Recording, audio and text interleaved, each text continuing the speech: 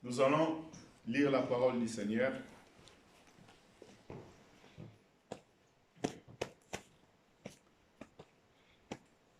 Nous allons lire dans le livre d'Exode, chapitre 17.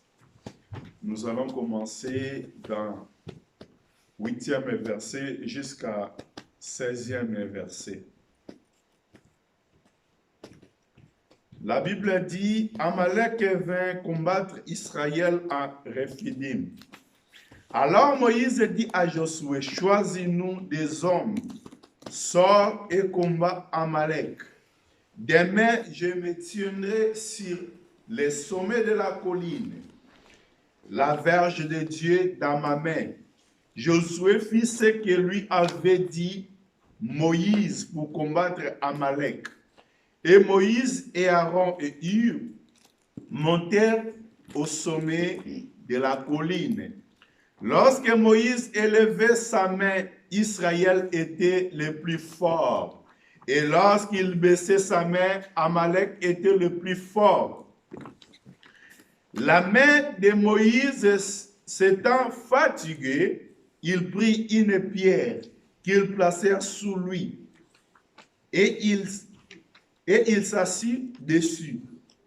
Aaron et Hur soutenaient ses mains, l'un des côtés, l'autre de l'autre. Et ses mains restèrent fermes jusqu'au coucher du soleil. Et Josué vainquit Amalek et son peuple à tranchant de le paix. L'Éternel dit à Moïse, écris cela dans le livre pour que les souvenirs s'en conservent. Il déclare à Josué que j'effacerai la mémoire d'Amalek de dessous des cieux. Moïse bâtit un autel et lui donna le nom l'Éternel ma bannière. Il dit, parce que la main a été élevée sur le trône de l'Éternel, il y aura guerre de l'Éternel contre Amalek de génération en génération.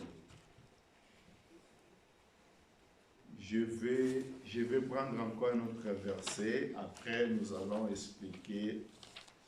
Nous allons prendre Galates chapitre 5, versets 16 à 21. Galates 5. Galates chapitre 5.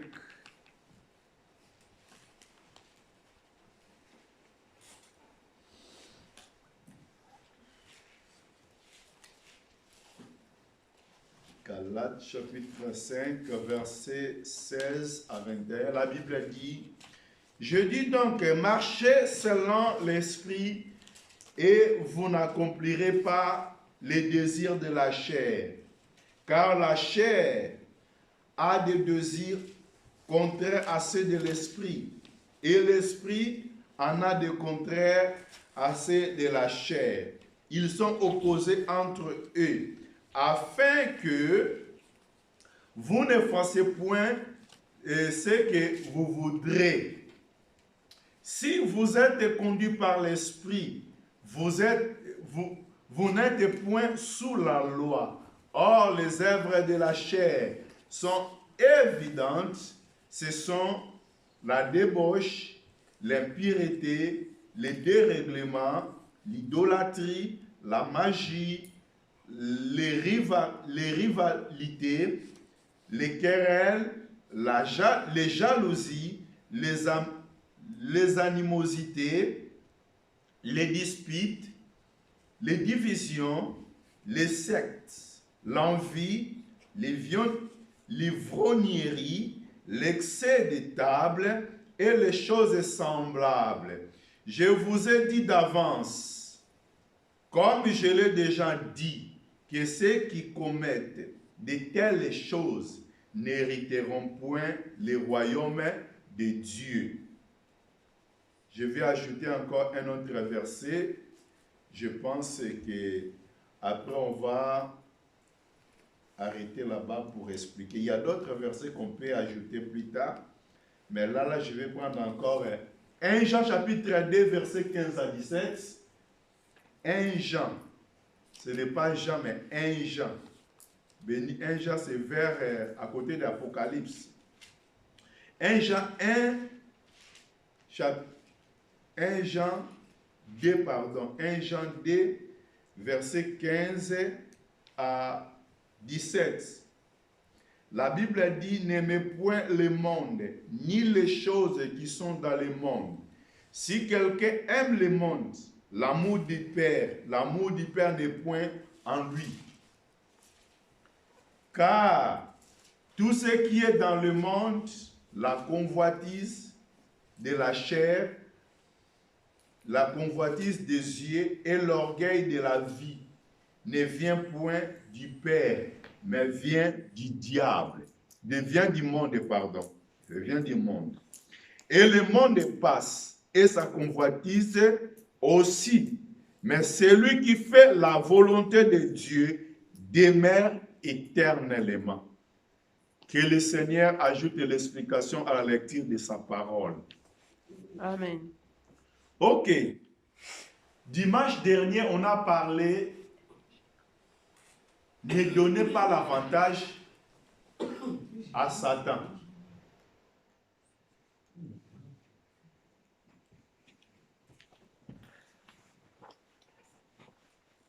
Ne donnez pas l'avantage à Satan. C'est ce qu'on a parlé dimanche dernier. Ok? Ne donnez pas l'avantage à Satan, le maître de ce monde, l'ennemi de Dieu, l'ennemi des choses de Dieu, l'ennemi de l'amour, l'ennemi de bonnes choses. On ne peut pas donner l'avantage à lui. Mais comment on va éviter pour ne pas donner l'avantage à Satan? On a dit, le seul moyen qu'on va utiliser, c'est le pardon. Ok? Si nous ne voulons pas donner l'avantage à Satan, nous allons utiliser une arme qui est très efficace. C'est le pardon. Dieu nous a promis de grandes choses cette année.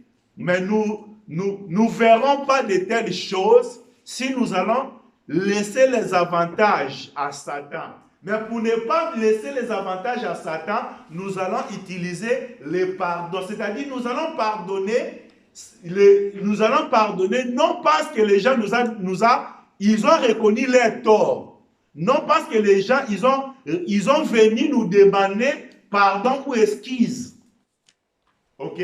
Souvent aujourd'hui, nous attendons que lui, il va venir me demander pardon afin que je le pardonne. Quand quelqu'un commet quelque chose devant toi, tu vas attendre que cet homme-là, qu'il vienne pour te demander pardon. Et pendant que tu attends que lui, il vienne te demander pardon, il y a une séparation entre vous deux. Ok? Et pendant cette séparation-là, c'est le diable qui est en train de prendre l'avantage. C'est lui qui est en train d'opérer. C'est pour cela, cette année, nous n'allons pas laisser l'avantage à Satan. C'est ça ce qu'on a parlé dimanche.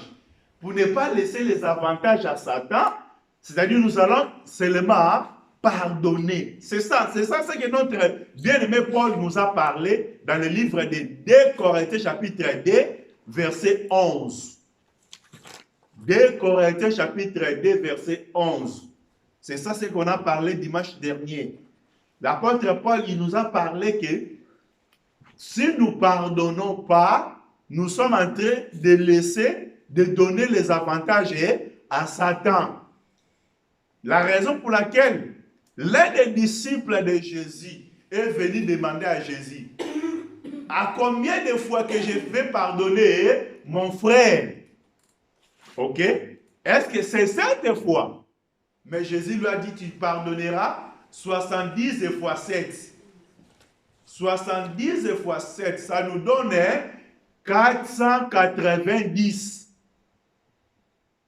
Si je ne me trompe pas. 490. 7 fois 7, c'est 49. 7 fois 7, c'est 49. Je ne sais pas si je me trompe avec des calculs. 7 fois 7, c'est pas 49? C'est ça? Si 70 fois 7, c'est-à-dire c'est 470. 490, pardon.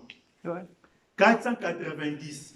Or, en Israël, je ne vais pas aller là-bas. Je ne vais pas marcher là-bas. Mais néanmoins, en Israël, pendant 49 ans, c'était le temps où les hommes devaient régner sur les autres. Les plus forts, ils pouvaient régner sur les autres.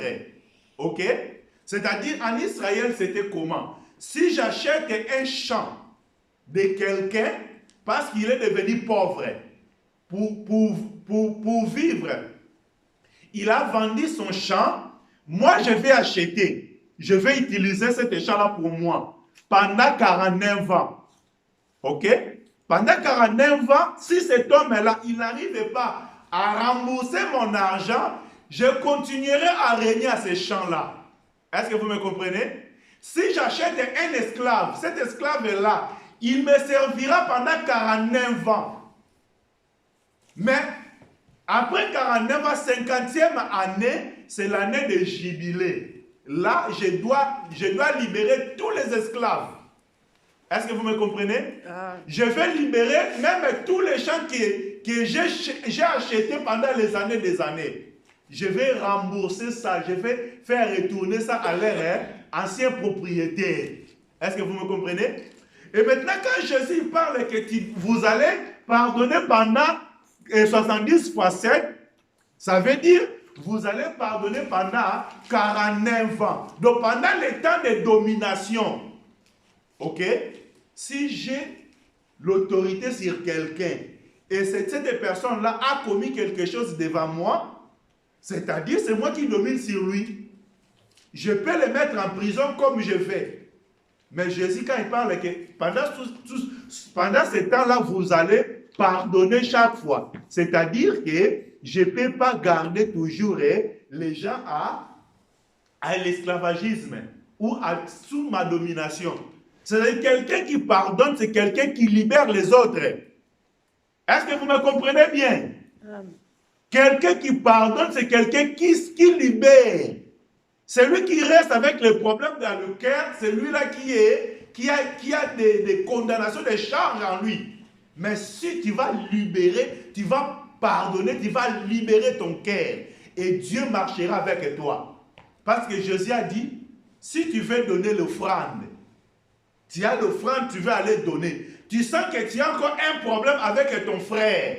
Il faut que tu déposes d'abord ton offrande là-bas. Non devant l'autel. Tu déposes d'abord l'offrande que tu as. Tu vas aller d'abord régler avec ton frère. Tu vas régler avec ton frère. Après, tu viendras prendre ton offrande pour se présenter devant Dieu. Que le Seigneur nous bénisse. La raison pour laquelle nous allons marcher cette année, c'est notre devise, c'est notre principe pour cette année. Ne donnez pas l'avantage à Satan. Nous n'allons pas donner l'avantage à Satan. Tu peux venir me critiquer comme tu veux. C'est toi qui connais, c'est toi. Je n'ai pas besoin de voir tout ce que tu peux me parler. Tout ce que tu peux parler de gauche à droite. Mais moi, je sais une seule chose. Je ne vais pas donner l'avantage au diable. C'est très important. Mais nous n'allons pas seulement donner l'avantage au diable. Mais ce matin, j'aimerais qu'on ajoute encore quelque chose. C'est qu'on va ajouter aujourd'hui, on va ajouter ne donnez pas l'avantage à la chair, à la convoitise. Ne donnez pas l'avantage à la chair. C'est ce que nous allons partager ce matin. Le diable, oui, là, oui, il est à côté. Mais à part le diable, j'ai encore un autre adversaire qui marche avec moi. C'est quoi? C'est ma chair. Ma chair à moi. Les moi là. Les moi. Les moi. on ne va pas donner l'avantage à moi là. Est-ce que vous me comprenez bien? La raison pour laquelle on a lu les Écritures, la Bible a dit, dans le livre d'Exode chapitre 17, commençant à verset 8, la Bible a dit que Amalek vint combattre Israël. Ce n'est pas Israël qui est allé chercher Amalek. Ok? Ce n'est pas Israël qui a cherché les bagarres avec Amalek. Israël, il dit à Amalek, bon, maintenant, on va bagarrer. On va bagarrer. On va montrer maintenant nos forces de frappe. Qui est fort? Non, c'est Amalek qui est venu pour combattre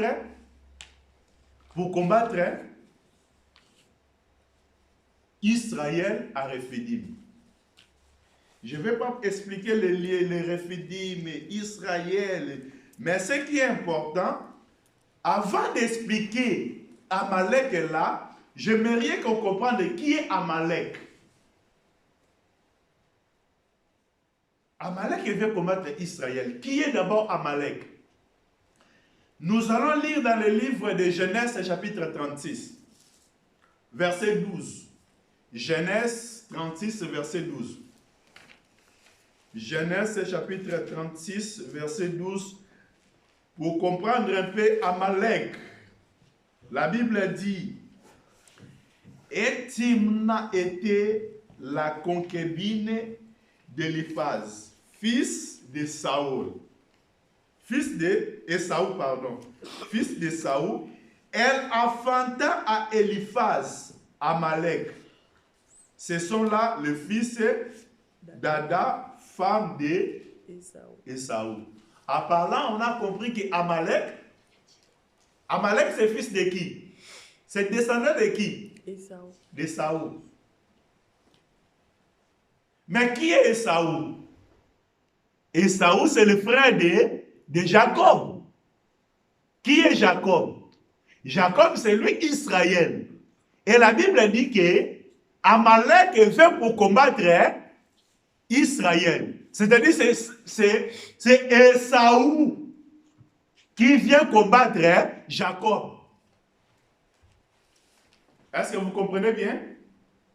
Quand on parle d'Amalek, on parle d'Ésaü. Quand on parle d'Israël, on parle de Jacob. Or que le D, c'est le fils d'un homme. Leur père, c'est Isaac. Isaac, c'est leur père.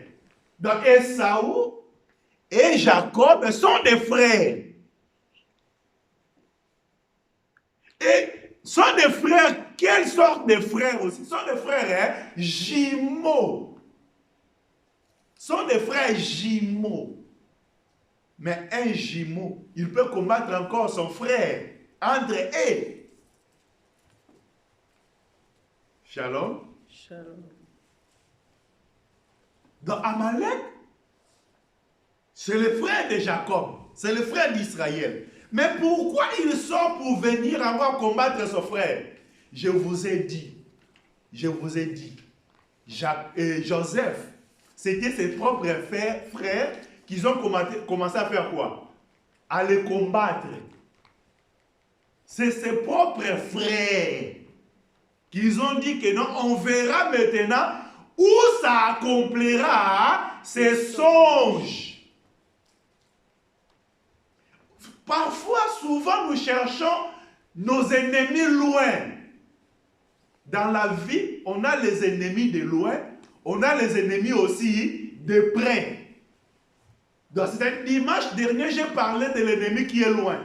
Mais aujourd'hui, je quitte l'ennemi qui est de loin. Je vais parler maintenant de l'ennemi qui est proche, qui est avec moi. L'ennemi qui marche avec moi chaque jour. Donc, on a des ennemis de loin, on a des ennemis aussi de près. Quand on parle de diable, quand on parle de Satan, il est l'ennemi de loin. Mais ce matin, j'aimerais vous expliquer qu'on a un ennemi de près. Et cet ennemi de près, c'est notre frère. c'est quelqu'un qu'on partage avec lui. Que quelqu'un qu'on a sorti ensemble. Les mêmes entrailles. Mais c'est lui là quand il regarde que les choses là, il est en train de prospérer, il est en train d'aller en avis, il est en train de... Non, je ne peux pas le laisser comme ça. Ok? Amalek sort pour combattre Israël. On a parlé d'Amalek. La Bible a dit qu'il vient, il est venu. Or, la personne qui vient, on va parler aussi, l'ennemi de près là, il est manipulé par quelqu'un. L'ennemi de près qu'on va expliquer aujourd'hui. Mais l'ennemi, quand il veut combattre, chaque fois il vient. Qu'est-ce que la Bible a dit dans le livre de Jean chapitre 10, verset 10? Le voleur vient. Ah, le voleur vient pour détruire, dérober et tuer. Jean 10, 10, qu'est-ce que la Bible dit? Béni. Le voleur ne vient que pour voler, pour tuer et pour détruire. Moi, je suis venu afin qu'il y ait la vie et qu'elle est en abondance. C'est-à-dire, il y a quelqu'un quand il vient que pour combattre, pour détruire. La Bible dit que Amalek vient pour combattre Israël. Israël, aujourd'hui, on peut parler comme ce sont des promesses. Les promesses que Dieu nous a données. L'ennemi vient pour combattre toutes ces promesses-là. Tu es un enfant de Dieu. Dieu t'a promis cette année, Dieu t'a promis de grandes choses. Mais ces choses, sache-les que Amalek viendra pour combattre cette bénédiction. Ok? Des promesses que Dieu t'a promis de toucher cette année. Si tu ne veilles pas, Amalek, il sera là pour combattre toutes ces promesses-là. Que le Seigneur nous bénisse. Amen. La Bible dit comme ça. Pendant qu'Amalek est venu pour combattre, même Moïse, il était un homme de vision. Moïse, il appelle Josué. Maintenant, Moïse, nous tous, nous allons rassembler pour aller combattre Amalek. Ok? Moïse, nous tous, c'est comme Amalek, il vient, nous tous aussi, nous allons aller pour combattre Amalek. Mais la Bible dit, Moïse. Alors Moïse dit à Josué, choisis-nous. Choisis-nous. Ce n'est pas nous tous qu'on va aller combattre contre Amalek. Mais choisis-nous. Choisis quoi? Choisis-nous des hommes. Choisis-nous des hommes. Oh, est-ce qu'il y a des choses encore à expliquer là-bas? Parce qu'aujourd'hui, l'œuvre du Seigneur, c'est pour tout le monde. Tout le monde dit que nous sommes égaux. On va faire des travail, nous tous, le même travail. Aujourd'hui, Dieu ne fait pas la distinction des personnes. Dieu ne distribue pas des tâches. Nous tous, si nous sommes des prédicateurs, nous tous sommes des prédicateurs. Si nous sommes des chantres, nous tous, nous sommes des chantres. Si nous sommes... Non. Ah, regarde, là où le désordre règne dans l'œuvre du Seigneur. La Bible dit, Moïse appelle Josué, il a dit, choisis-nous. Les choix aussi, c'est très important dans l'œuvre du Seigneur. On ne peut pas mettre quelqu'un dans l'œuvre du Seigneur, on ne peut pas mettre quelqu'un dans l'œuvre du Seigneur sans faire des choix.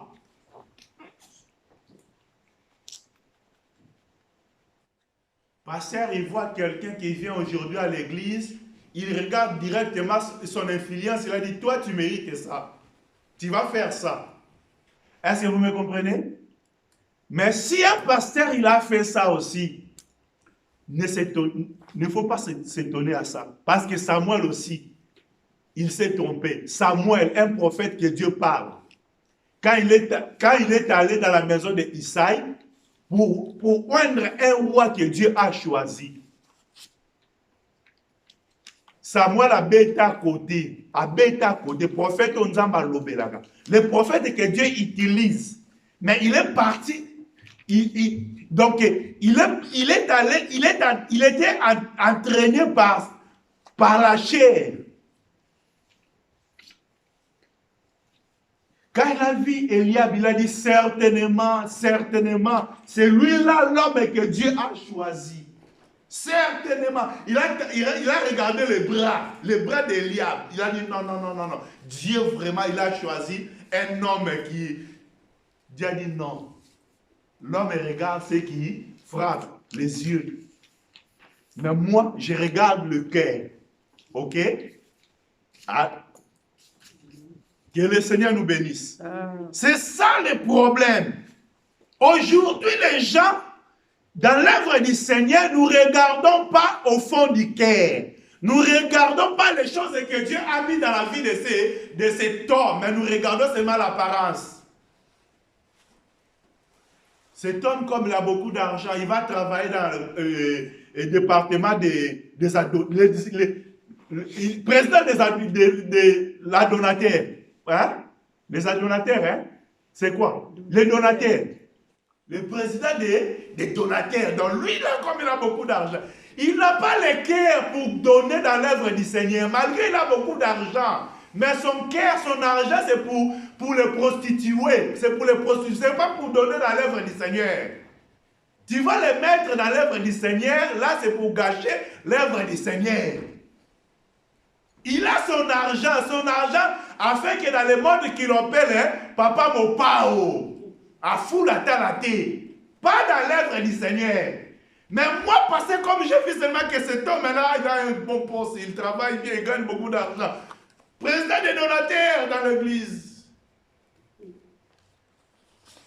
Que le Seigneur nous bénisse. Mais ce qui était important pour Moïse, Moïse a dit, c'est pas moi aussi qui va choisir les hommes. C'est toi, Josué. Pourquoi? C'est toi qui es l'homme de la guerre. Là aussi, c'est problème de guerre.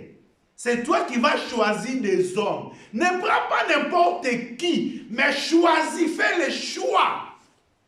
Dans l'œuvre du Seigneur, aujourd'hui, on a besoin de choix.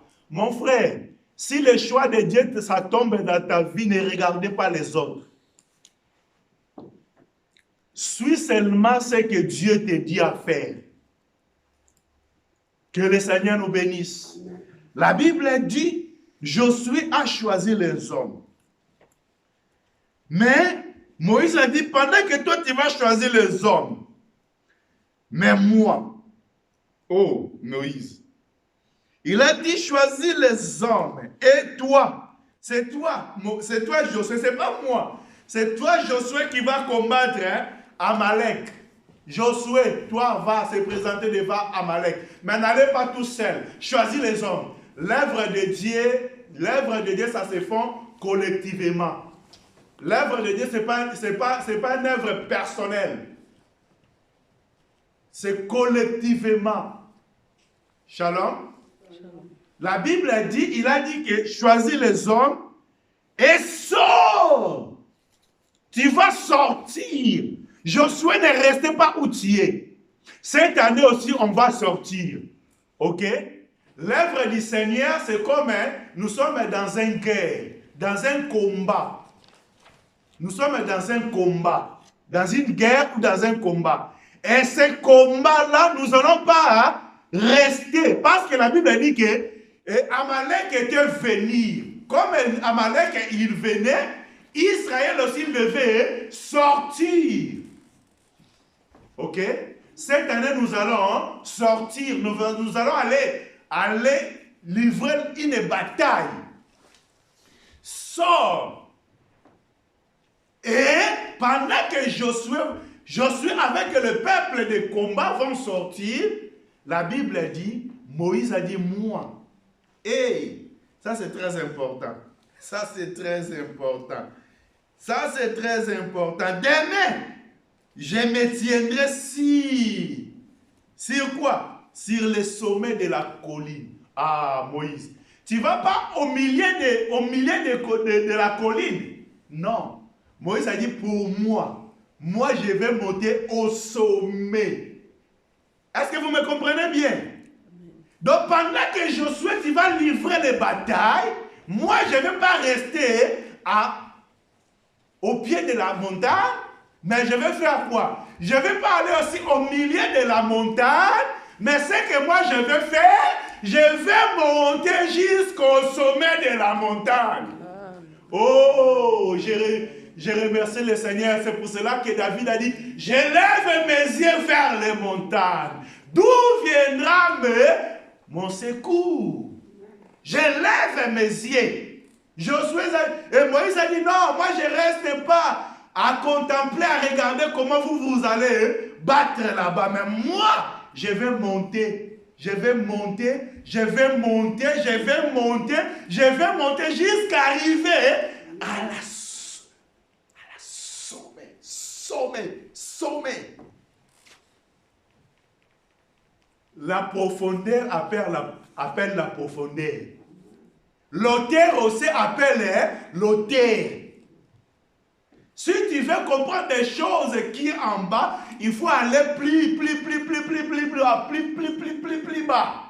Si tu veux aussi connaître des choses qui est d'en haut, il faut aller...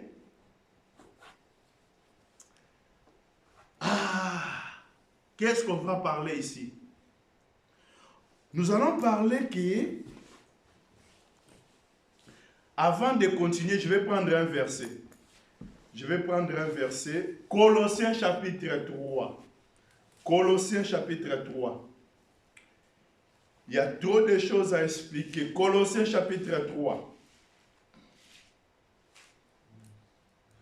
Colossiens chapitre 3. Colossiens chapitre 3. Je commence à premier verset. La Bible a dit, si donc vous êtes ressuscité avec Christ, cherchez les choses d'en haut. Ah, cherchez les choses où? Mais Paul. Hein? La Bible a dit quoi?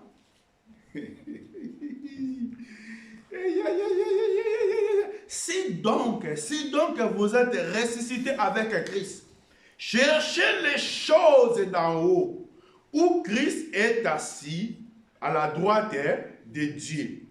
Verset 2. Attachez-vous aux choses d'en haut et non celles qui sont sur la terre. Ah. On va arrêter d'abord là-bas. On va développer ça plus tard. Mais là, j'ai pris ce verset pour expliquer que si Moïse avait passé de monter au sommet de la montagne, parce qu'il voulait chercher des choses d'en haut. Moïse avait besoin de choses d'en haut. Oui, on va livrer bataille sur la terre.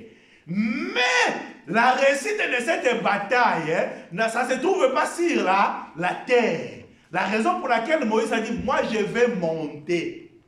Je ne vais pas monter aussi au milieu de la colline, mais je vais monter au sommet de la colline. Notre bien-aimé Paul, il nous explique, si nous sommes ressuscités, où est Israël était ressuscité où? Il était mort où? Dans la mer Rouge. Israël entra dans la mer Rouge, c'était la mort pour Israël. Sortez de la mer Rouge, c'était la résurrection pour le peuple Israël. Est-ce que vous me comprenez? C'est là où nous explique que Pharaon a subi la place d'Israël. Le peuple d'Égypte, ils ont pris la mort des enfants d'Israël. Parce que là où Israël a passé, mais les Égyptiens sont morts là-bas. Est-ce que vous me comprenez bien? Israël entre dans la mer Rouge, il sort.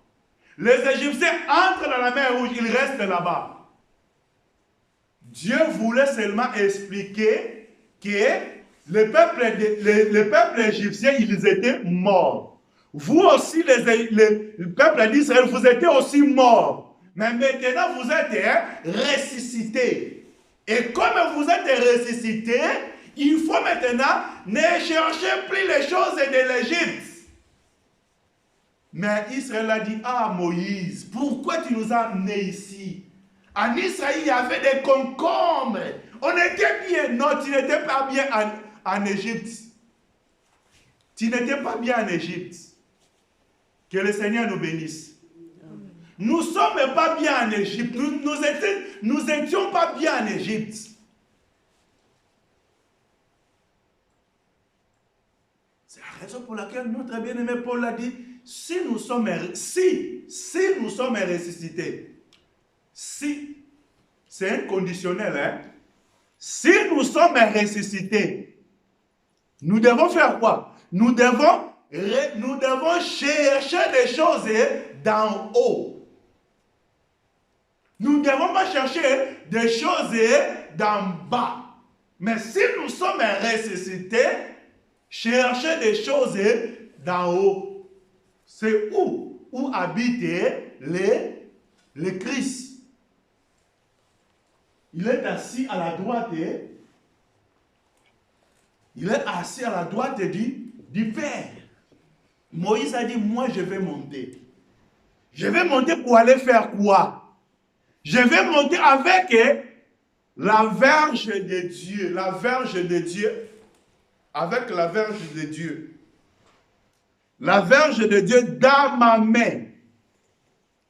Donc quand Moïse va monter, il ne va monter pas aussi seulement pour monter, mais il va monter avec la verge de Dieu dans ses mains. Ok? Ça dit, il y a un travail là-bas. Parce que cette verge-là, il fait du travail. Mais avant que cette verge aussi devienne une verge de Dieu, c'était d'abord la verge de Moïse. Quand Dieu a appelé Moïse, il a trouvé Moïse, Moïse avait déjà cette verge-là. Mais cette verge-là, ça sera plus appelé la verge de Moïse, mais ça va devenir la verge de Dieu. C'est pour cela que je donne toujours conseil aux hommes qui disent que c'est nous qu'on fait, c'est nous qu'on fait. Non. Ce que Moïse avait dans ses mains, Moïse, il pensait que c'était à lui. Mais c'est Dieu qui avait mis ça dans la main de Moïse. Tout ce que nous possédons, tout ce qu'on a dans nos mains, c'est Dieu qui a mis à notre disposition. Est-ce que quelqu'un me comprend très bien? Amen. La raison pour laquelle, après avoir, quand cette chose-là entre dans le service de Dieu, ça ne devient plus à toi. Ça devient maintenant, c'est pour Dieu. La raison pour laquelle Moïse, il va se présenter devant Dieu avec ce qu'il possédait dans ses mains. Qu'est-ce que toi tu as dans tes mains? Ce que tu portes devant Dieu. Ce que tu portes, ce que Dieu peut utiliser pour faire quelque chose pour sa gloire. Souvent nous pensons parfois ce que j'ai là, ces petites choses. Il n'y a rien qui peut se produire avec ces petites choses-là. Parfois aussi on peut penser pendant cette année, Dieu va faire de grandes choses, c'est Dieu qui va envoyer de grandes choses pour produire. Mais Dieu attend seulement le petit que nous avons dans nos mains. Avec ce petit-là, Dieu va éclater sa gloire. Que le Seigneur nous bénisse. Néanmoins, chacun de nous doit connaître, doit discerner, doit savoir ce que lui possède. Pour Dieu, ce que lui possède, ce que Dieu a mis à sa disposition pour la gloire du Seigneur. Que le Seigneur nous bénisse. La Bible ajoute, Josué fit ce que lui avait dit Moïse. Josué a obéi. Je sais que si je commence à expliquer verset par verset, nous manquerons le temps pour tout expliquer. Mais néanmoins, écoutez-moi, très bien. Néanmoins, la Bible dit que Josué fit ce que Moïse avait dit pour combattre Amalek. Et Moïse aussi pour monter. Moïse aussi, pour monter, il n'a pas monté tout seul. Mais il a pris Aaron et il a pris encore Hur. Ils ont monté ensemble. Ça répète chaque fois ce que je dis, que l'œuvre de Dieu, ce n'est pas l'œuvre solitaire qu'une personne doit faire. C'est une œuvre collective.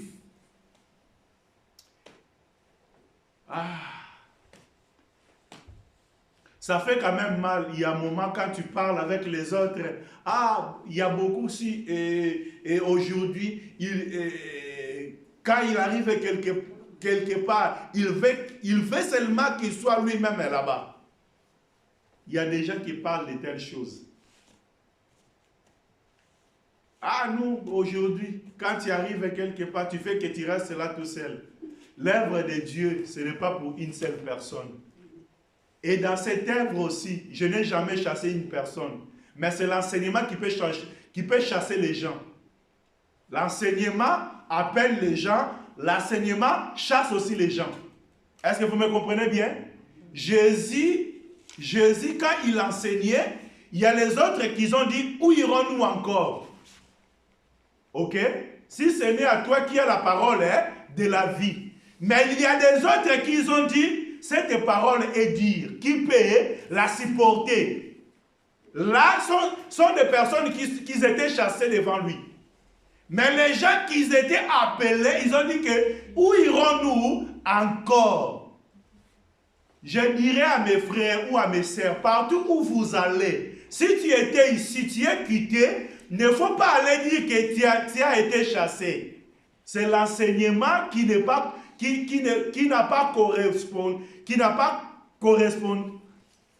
correspond pas. C'est l'enseignement qui ne correspond pas avec toi. Il faut bien expliquer l'enseignement que j'écoute là. Cet enseignement-là ne correspond pas à ma vie. Shalom. C'est l'enseignement qui est là qui ne correspond pas à ma vie. Mais jamais un prédicateur, moi comme votre prédicateur, je peux chasser quelqu'un, jamais. Vous ne verrez jamais ça. Si tu veux aussi travailler, tu veux monter, c'est le problème des choix. Moïse a dit à Josué, tu vas faire les choix des personnes. Si tu n'étais pas désigné pour monter, tu peux rester attends le temps pour toi. Le temps viendra. Que le Seigneur nous aide. Parce qu'on a beaucoup de choses à parler. Le Seigneur nous aide. Le Seigneur nous aide. La Bible dit, pendant que Moïse a monté, lorsque Moïse éleva sa main, la Bible dit, Israël était plus fort. C'est-à-dire, c'est Israël qui prenait l'avantage. Ok? Lorsque Moïse élevait ses mains, c'est Israël qui prenait l'avantage. Ok? Mais la Bible dit, lorsque la main de Moïse est fatiguée, c'est Amalek maintenant qui prenait l'avantage. Maintenant on va laisser Amalek prendre l'avantage, on va laisser que Israël prenne avantage. Je l'ai dit.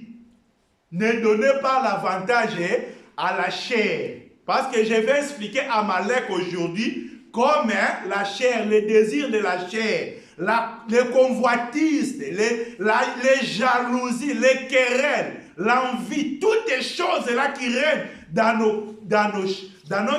notre chair. C'est ça que je vais expliquer comme Amalek ce matin.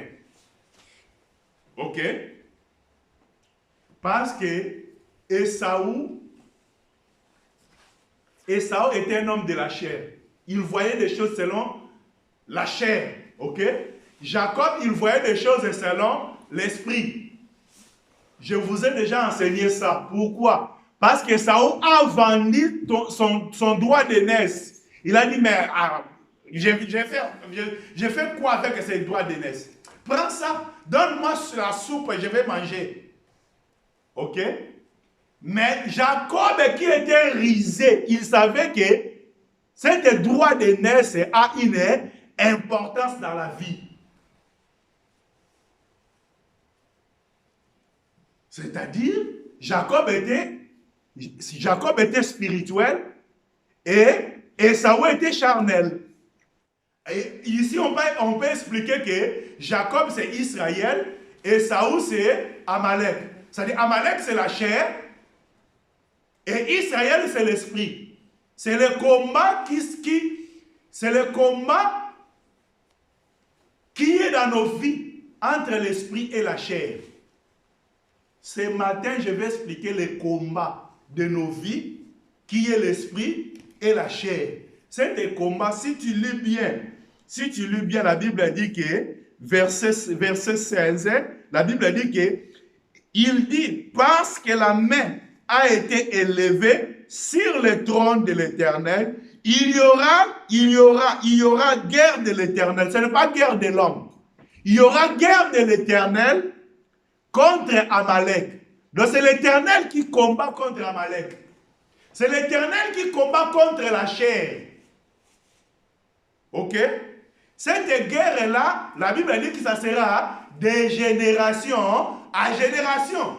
Mais quel est cet Amalek qui est aujourd'hui, qui est en train de combattre avec l'Éternel? Parce qu'Amalek est déjà passé. Mais quel est cet Amalek qui continuera de génération à génération? C'est-à-dire, ce matin-là, Amalek, il est là aussi. Et l'Éternel est là. Et la guerre de l'Éternel, il est en génération à génération. C'est-à-dire, les guerres de Dieu avec les désirs de la chair, ça sera de génération à génération. C'est la guerre de l'esprit avec la chair, ça sera de génération à génération. La raison pour laquelle la Bible dit, pendant que la main de Moïse était élevée, c'est Amalek, c'est Israël qui était plus fort, c'est Israël qui prenait l'avantage. La main élevée, c'est quoi? C'est la prière. Là, on va expliquer ces choses-là. C'est rester dans la présence, monter sur la colline, c'est aller dans la présence de Dieu. La raison pour laquelle l'apôtre Paul, il a dit, si nous sommes ressuscités, cherchez les choses d'en haut où se trouve Christ qui est assis à la droite du Père. C'est-à-dire, nous allons chercher les choses d'en haut comment? C'est dans la prière, c'est rester dans la présence du Seigneur. L'intimité avec Dieu, de rester accroché avec Dieu. Aujourd'hui, nous prenons beaucoup de temps dans des choses mondaines, des choses de futilité, au lieu de rester beaucoup de temps dans la prière. Moi, je sais quand je prie avec mes enfants, quand on prend seulement quelques temps, ils commencent à être fatigués. Oh. N'est-ce pas les enfants? C'est ça. Pourquoi? C'est Amalek qui domine. C'est Amalek qui prend le devant. Mais rester beaucoup de temps dans la prière, là c'est Israël. C'est Israël qui prend les devants, qui prend les avantages. C'est-à-dire, cette année, nous allons prendre le temps dans la prière. La prière, c'est très important. La Bible dit, pendant qu'il levait le main, c'est Israël qui était plus fort. Israël qui était plus fort. Les promesses de Dieu qui prenaient place. Ok? Les promesses de Dieu sont là. Mais si nous voulons que les promesses de Dieu se réalisent, s'accomplissent dans nos vies, si on a besoin que les promesses de Dieu s'accomplissent dans nos vies, nous allons rester attachés avec Dieu. Moi, je me demande, les gens qui déclarent des choses pour les gens, mais ces gens-là, ils ne restent pas accrochés à la parole. Les gens là, leur vie ne correspond pas à la parole de Dieu. Mais quelles sont les promesses qui peuvent s'accomplir dans leur vie? Quelles sont des déclarations qui peuvent s'accomplir dans leur vie? Seulement c'est la déclaration de Dieu. C'est la promesse de Dieu. Non, je ne crois pas. Je ne crois pas. Moi, je ne crois pas à un tel évangile. Ok? Je ne sais pas, je ne sais pas. Parce que ces choses, moi, jusque-là, ça ne rentre pas dans ma tête. Quelqu'un qui a le vie de péché, mais il est en train d'exceller, l'excellence dans sa vie. La vie de péché règne dans sa vie. Donc, là, c'est sa vie. Mais il y a des grandes choses que Dieu il est en train d'opérer dans sa vie. Non. Là, je suis en doute.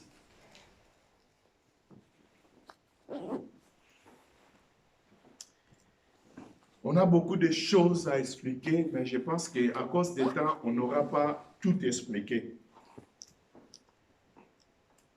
La Bible dit quoi? Verset 12. Les mains de Moïse étant fatiguées,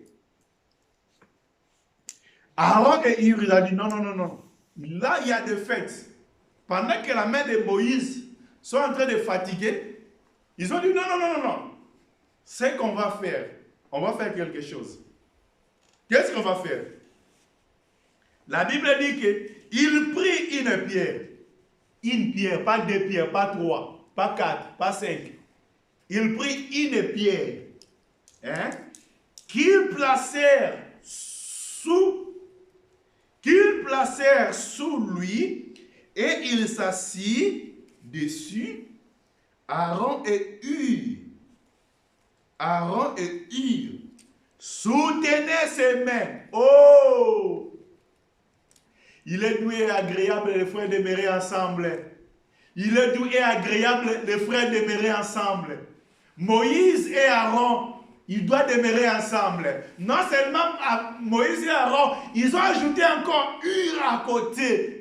La Bible dit que pendant que le main de Moïse est fatigué, ils ont pris une pierre, ils ont mis sous Moïse. Et Moïse va se mettre sur cette pierre.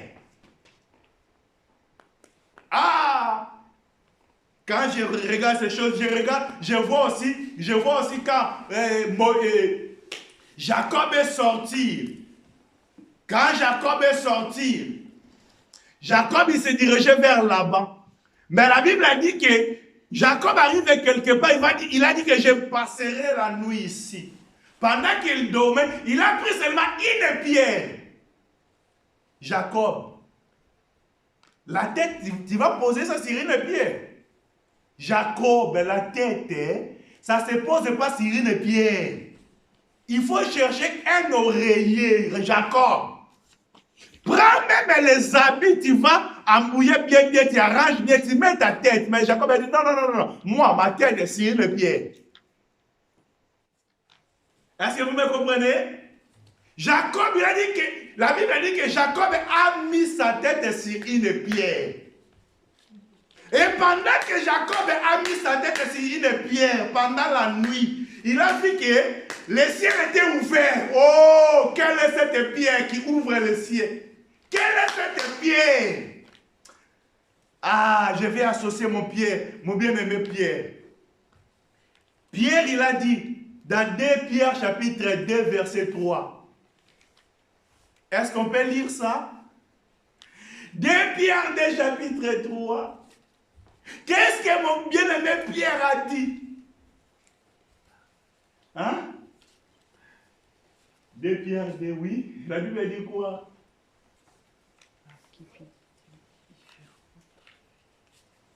La Bible a dit quoi? 2 Pierre? Je ne sais pas si je me trompe, si 1 Pierre ou 2 Pierre. Là, qu'est-ce que la Bible a dit?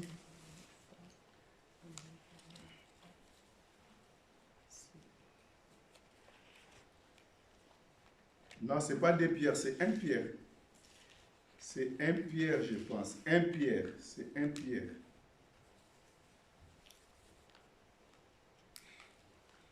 2 Pierre, verset combien? Verset 3. Pierre dit, oui, c'est 1 Pierre. 1 Pierre 2, 3. 1 Pierre 2, 3. On va prendre 3 et 4. La Bible dit, si vous avez écouté que le Seigneur est bon, si vous avez écouté que le Seigneur est bon, approchez-vous, verset 4, approchez-vous de lui. Si vous avez écouté que le Seigneur est bon, approchez-vous de lui. Pierre vivante. Oh Seigneur, toi tu es encore Pierre. Hein? Pierre vivante. Il est pierre vivante. Si vous avez écouté que le Seigneur est bon, approchez-vous de lui, pierre vivante, rejetée par les hommes, mais choisie et précieuse devant Dieu. Donc, c'est-à-dire que quand Moïse est monté au sommet là, ils ont mis une pierre. Une pierre là, c'était le Seigneur Jésus. Il est assis sur Jésus. C'est pour ça que la Bible dit, si nous sommes ressuscités. Moïse était ressuscité. Comme Moïse est ressuscité, il va chercher des choses de la terre. Non. Il va chercher des choses d'en haut. Où se trouve qui? Le Christ. Par là, on a compris que la pierre là, c'était pas un homme. La pierre là, c'était lui-même le Seigneur. La raison pour laquelle aussi, pendant que Jacob, il a pris cette pierre, il a mis sa tête, c'est-à-dire l'appui de Jacob, c'était le Seigneur Jésus-Christ. La raison pour laquelle le ciel était ouvert pour lui, il a vu les anges qui montaient, qui descendaient. Ce matin, laisse que le ciel soit ouvert dans ta vie. Ce matin, cette année, que le ciel soit ouvert pour ta vie. Tu verras les anges descendre et monter. Que le Seigneur nous bénisse. On a des choses à expliquer, mais je pense qu'on va mettre un point virgule ici. On va mettre un point virgule ici. Pour dire que dans nos vies, on a des combats. Des combats ne nous lâchera jamais. Habiter dans cet corps, on a toujours des combats. Jour et nuit, on a toujours des combats. Mais pour avoir des réussites, nous devons chercher notre pierre. Les pierres de secours. On va chercher le Seigneur Jésus-Christ. Si nous voulons que cette année, de ne pas donner l'avantage à la chair, de ne pas donner l'avantage dans les choses de la chair, nous devons être dans la présence du Seigneur, dans la prière.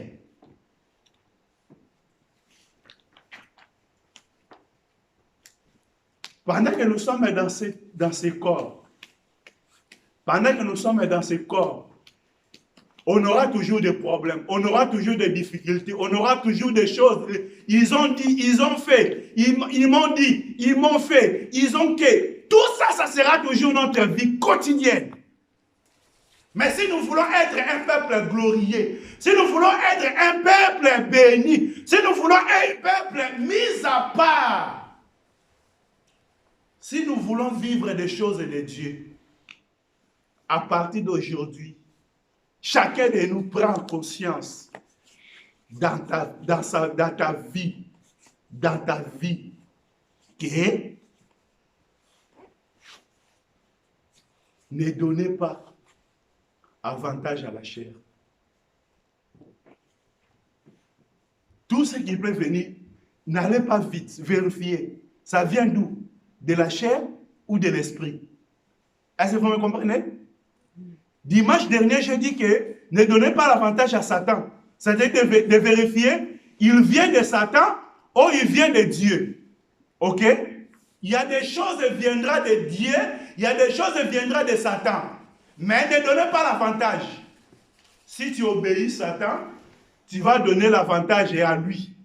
Si tu obéis à Dieu, tu vas donner l'avantage à Dieu. C'est comme quand Adam était dans le jardin d'Éden.